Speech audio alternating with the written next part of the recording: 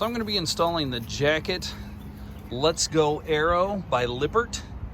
And this is a bike carrier that actually attaches to our jack right here and to our travel trailer. So the idea is we got 3 screws here and 3 screws right there, and we lift this in place over top of that and use those 3 screw holes, which should align with those 3 screw holes. Only one of the very first things that we got to do, however, is we got to disconnect the power that goes to the electric jack. So here's the power went up here and connects right here. And once you disconnect that, you'll see a little fuse pop out. So a fuse pops out, that disconnects pretty easily. And then next we just need to, we got a zip tie here. We're gonna have to undo that zip tie. At least I think we will. And lift this thing in place, and we should be good to go. Okay, so I'm not 100% sure we have to undo the zip tie, so we're gonna leave that right there. But what we need to do is we need to unbolt these 3 things, and I'm not sure if the entire weight of the tongue of the trailer is on those 3 bolts. So what I decided to do was I put some jack stands on both sides of the trailer, so when I undo these, if it drops a little bit, we're still good to go. We're gonna be fine. Not to mention I have the supports down right over there for our camper as well. So next step is to undo these 3 bolts. Okay, I took out all 3 bolts. In retrospect, I actually should have used this button, lowered the whole camper onto the jacks first to make sure that there's no weight on this. So if you're doing that, make sure you lower the camper first to make sure there's actually no weight on this jack here. And that way you can lift this whole thing up without a problem. So now my plan is to lift this off and put this in place. So here goes nothing. FYI, when you're lifting this thing off, this whole foot needs to slide out through here. So the only way to do that is you're going to have to take off that part right here.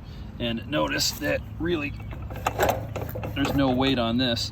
All the weight is on the jack stands and the supports back there, which I know is not good long term, but for installation that'll work. As you can see right now, I have the whole jack out. Just simply easily lifted that out. I'm gonna wipe this down a little bit and we'll put this in place. Okay. All right, so here's a pro tip. This whole thing, of course, you're gonna have to put right here and slide this through. But when you slide it through, it only goes so far and then it gets caught on this. So here's what you're gonna have to do. You're gonna have to twist it around backwards or sideways a little bit. Let's get this out of the way.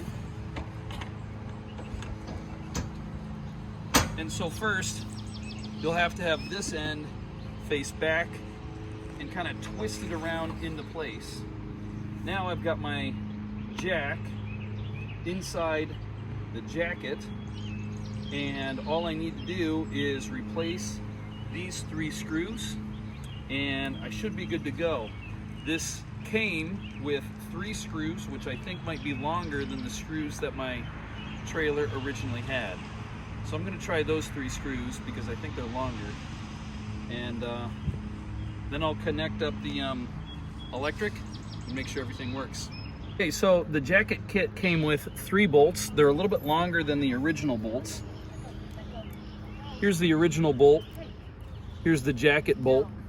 And the reason why is because I'm actually adding probably a little bit more than 1/4 of an inch when I do that. So there's a lock nut and a small washer, and those things will go on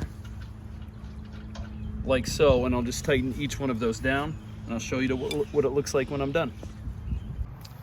All right, we're secure and tight right down here. Please note that there's 2 different sizes of lock nuts. Make sure you use the smaller size of the lock nuts for that.